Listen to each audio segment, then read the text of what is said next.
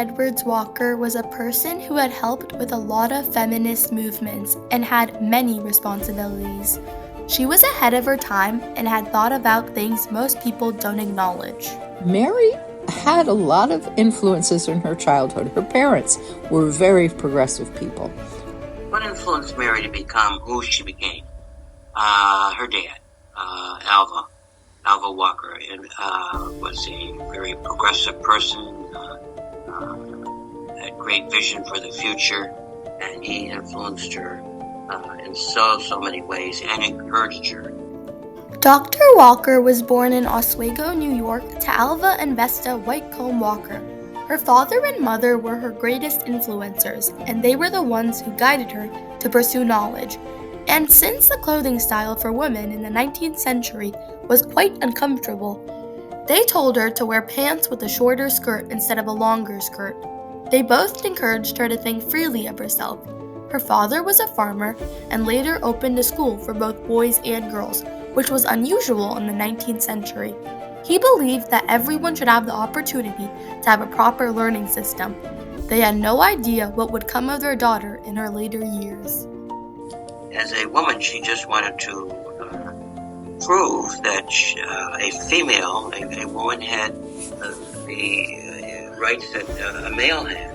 And again, I say that was one of her big hindrances in trying to do anything medically, is because women were not accepted, and even as far as in the medical field.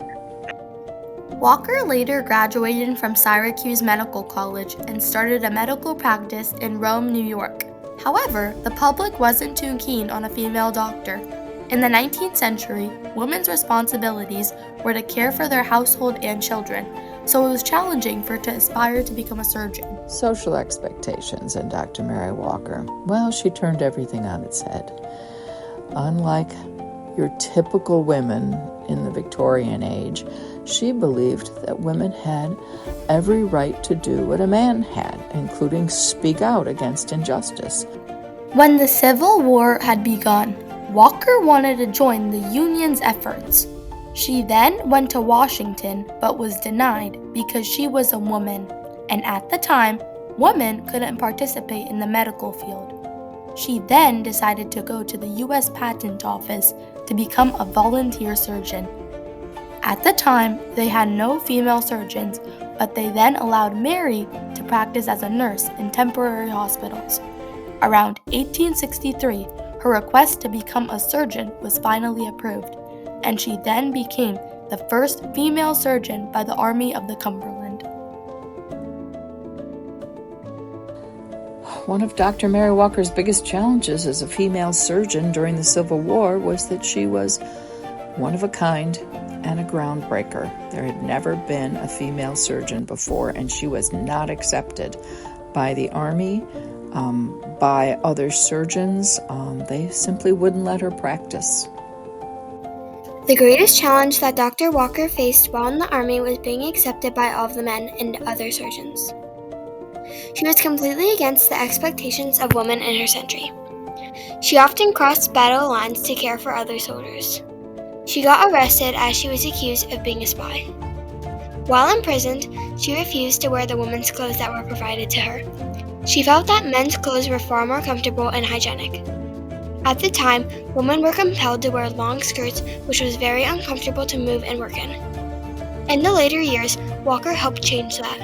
After her release, she was awarded the Medal of Honor for impeccable service by President Andrew Johnson.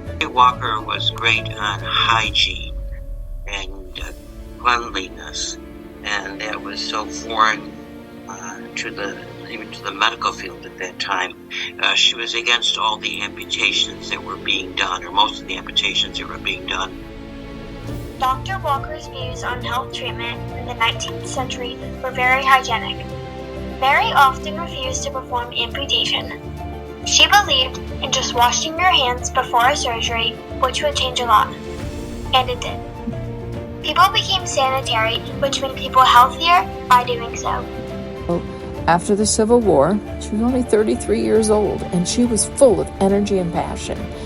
She spent the rest of her life campaigning for dress reform, and women's rights. How did Mary Edwards Walker's choice of clothing influence social norms during her time?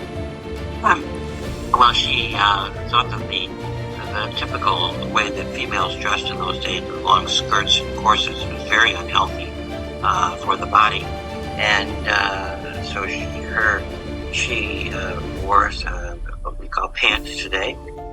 Dr. Mary Edwards Walker made history as the first female surgeon to serve in the U.S. Army, as she proved that women were just as capable of excelling in roles traditionally reserved for men. She believed that women had the right to do everything as much as men did.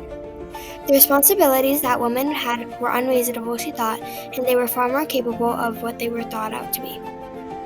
As a surgeon during the Civil War, she exemplified her dedication and expertise in the medical field, earning herself the Medal of Honor. Vote. She believed women inherently had the right to vote. The Constitution included all people, so an amendment was not needed. Men just needed to let them vote. Towards the end of her medical practice, she began advocating for women's rights.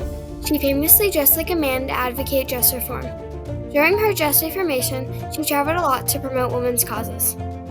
A lot of the women didn't understand her approach at that time, and that her activism with dress reform hindered some of her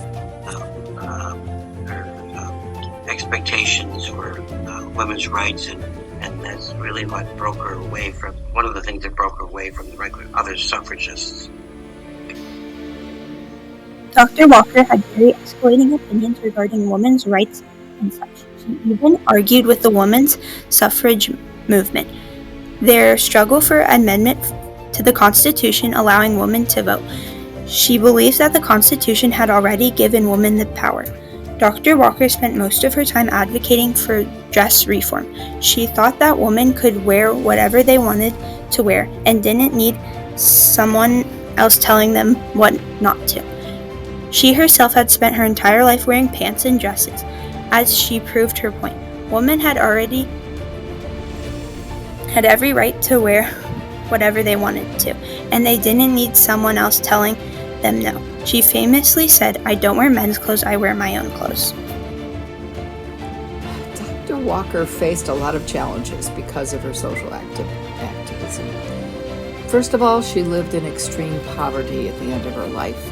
She had appealed for a pension as soon as she got out of the Civil War, but because she was not technically in the Army, they did not give her a pension. But, she suffered because of her views. Some personal hardships that Dr. Walker faced during her social advocacy included poverty. She was very poor. She often earned money through her speeches and would help on the farm to make money. People would see her as an outcast and unusual. She has suffered a lot through her views. She has faced many independently. This was true with her neighbors. They didn't really understand where she was coming from, and she was so vocal and loud in her expressions, and as a female in those days, she had to be. The public, however, wasn't too keen to this. They thought that Dr. Walker was unusual and quite peculiar. They had often just ignored her on the streets because they thought something was wrong with her. Now there was a handful of women who followed her and supported her advocacy, eventually men as well.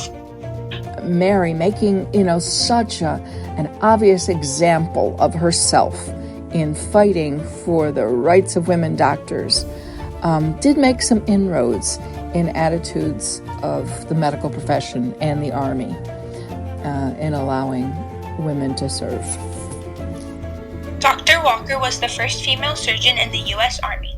She was advocated for women's rights. She was a social advocate, campaigned for women's suffrage, and advocated for dress reform.